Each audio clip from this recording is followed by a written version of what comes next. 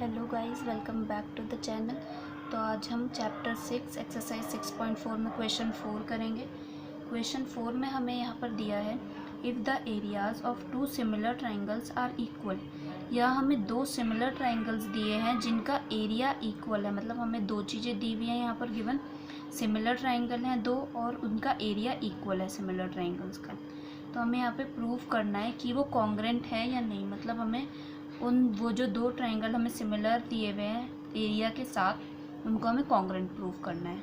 तो सबसे पहले हम यहाँ पर फिगर बना लेते हैं और गिवन टू प्रूफ लिख देते हैं। तो यहाँ पर हमने अब यहाँ पर अपना गिवन लिख दिया है। गिवन में हमने पूरा ये नहीं लिखा area of two similar triangles are equal. यहाँ पर हमने ट्राइंगल ABC लिख के सिमिलर ट्राइंगल का साइन बना के ट्राइंगल PQR लिख दिया and area ABC equals to area PQR लिख दिया। हमें इतनी लंबी थ्योरी लिखने की ज़रूरत नहीं है, जब हम इन्हें साइंस में बता सकते हैं। ऐसे हमने यहाँ पर टू प्रूफ लिख दिया है। ट्राइंगल ABC कॉन्ग्रेंट बताना था हमें PQR ट्राइंगल के। यहाँ पर हमने अपनी दो ट्राइंगल की फिगर बना लिया, ये हमें क्वेश्चन में नहीं दी थी। इसको हमने अपने आप से नाम दिया है ABC एंड PQR। तो यहाँ पर हमें अब सॉल्यूशन लिखते हैं, हमें प्रूफ करना है। जो यहाँ पर हम सॉल्यूशन भी लिख सकते हैं, इसे प्रूफ भी लिख सकते हैं। हमने यहाँ पर सॉल्यूशन लिख दिया। सबसे पहले हम यहाँ पर लिखते हैं एरिया, हमें यहाँ पर गिवन है इन दोनों ट्राइंगल का सेम है। Area ABC equals to area PQR, ये हमें गिवन है तो हम यहाँ पर गिवन लिख देते हैं। वहाँ मेरे पास जगह नहीं है तो मैं यहाँ लिख रही हूँ, आप साइड में भी लिख सकते हैं। तो मैंने यहाँ पे इन दोनों को इक्वल करके एरिया को गिवन लिख दिया है।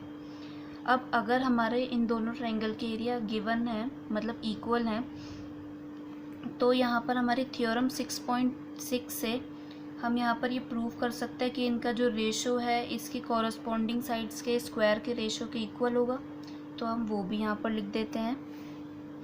थ्योरम 6.6 से area ABC ratio area PQR equals to इनके कॉरस्पॉन्डिंग साइड्स का स्क्वायर AB का स्क्वायर अपॉन PQ का स्क्वायर, उसी के इक्वल BC का स्क्वायर अपॉन में QR का स्क्वायर। सब कॉरस्पॉन्डिंग साइड्स लेनी है हमें, इसीलिए हम ये साइड्स एक दूसरे के नीचे रख रहे हैं।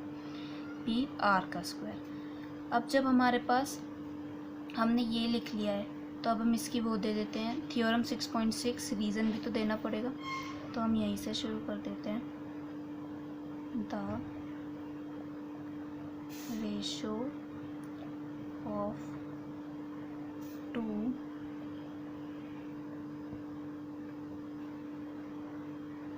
Similar triangles is equal to the square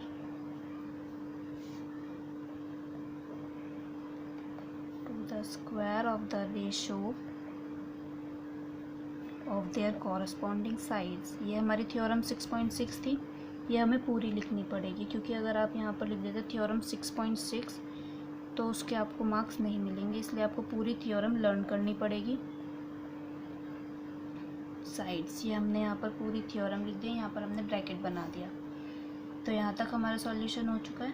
अब हम इसको अपनी फर्स्ट इक्वेशन मान लेते हैं और इसको अपनी सेकंड इक्वेशन, मतलब ये हमारी सेकंड इक्वेशन हुई और ये हमारी फर्स्ट इक्वेशन हुई। यहाँ पर हमारा रीज़न ख़त्म हुआ, इसलिए हमने यहाँ पर अपनी सेकंड इक्वेशन को मार्क किया है। तो अब जब हमारा ये दोनों एक दूसरे के इक्वल हो चुके हैं तो हम फर्स्ट इक्वेशन से एरिया PQR को एरिया ABC लिख सकते हैं यहाँ पर फर्स्ट इक्वेशन से। तो अब हम यहाँ पर लिखते हैं therefore area ABC upon area ABC ही लिखेंगे हम यहाँ पर, क्योंकि हमने फर्स्ट इक्वेशन से यहाँ पर लिया है। इक्वल्स टू साइड्स हमारी वही सेम रहेंगी, AB का स्क्वायर अपॉन PQ का स्क्वायर इक्वल्स टू BC का स्क्वायर QR का स्क्वायर इक्वल्स टू AC का स्क्वायर अपॉन PR का स्क्वायर। यही था हमारा, तो ये हमने लिख दिया है। अब हम ये यहाँ पर लिख देते हैं फ्रॉम इक्वेशन फर्स्ट। ये हमारी फर्स्ट इक्वेशन से आई है, तो हमने यहाँ पर ये लिख दिया। अब जब हमारी ये दोनों रेशो में है, मतलब डिवीजन में है, तो ये डिवीजन्स में एक दूसरे से कैंसिल हो जाएंगे। अगर हम डिवीजन में एक दूसरे से कोई चीज़ कैंसिल करते हैं तो वो क्या आता है, यहाँ पर 1 आ जाएगा कैंसिल होके एक दूसरे से। इक्वल्स टू में वही रहेगा हमारे पास पी क्यू का square, B C upon Q R का स्क्वायर, ए सी का स्क्वायर अपॉन पी आर का स्क्वायर। अब हमारे पास ये आ गया है अपना। अब जब हमारी ये तीनों साइड 1 के इक्वल हो चुकी है, तो अगर हम अकेले अकेले मतलब साइड्स को ले, साइड्स के रेशो को 1 के इक्वल, तो हम इनको साइड्स को एक दूसरे के इक्वल कर सकते हैं, ए बी को पी क्यू के इक्वल कर सकते हैं। तो अब हम ऐसे ही करेंगे। नाउ यहाँ पर हम लिखते हैं 1 इक्वल्स टू ए बी का स्क्वायर अपॉन पी क्यू का स्क्वायर।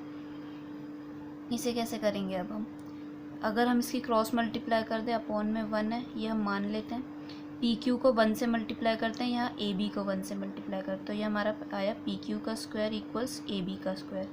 पी क्यू को हम इधर ले आए और 1 को हम इधर ले आए, तो हमारा ये बन गया। अब अगर हम इक्वल्स टू के इधर देखें तो ये स्क्वायर एक दूसरे से कैंसिल हो जाता है, तो यहाँ पर हमारा आ गया P Q equals to A B. ये हमारी एक साइड एक दूसरे के इक्वल हो गई। ऐसे यहाँ पर हम ऐसे लाइन बना के कर सकते हैं एग्ज़ाम में भी, बी सी का स्क्वायर अपॉन क्यू आर का स्क्वायर। फिर से वही क्रॉस मल्टीप्लाई करेंगे तो हमारा क्यू आर इधर आ जाएगा, बी सी इधर आ जाएगा, स्क्वायर से स्क्वायर कैंसिल, तो हमारा Q R equals to B C आ गया। बॉक्स बना लेते हैं। ऐसे अब हम ए सी का स्क्वायर अपॉन पी आर के स्क्वायर को 1 से करेंगे। 1 equals to A C square upon P R का स्क्वायर। अब पी आर 1 से मल्टीप्लाई होगा तो पी आर इधर साइड आ जाएगा एल एच एस की साइड, और ए सी अपना आर एच एस की साइड ही रहेगा। स्क्वायर से स्क्वायर कैंसिल, तो P R equals to A C.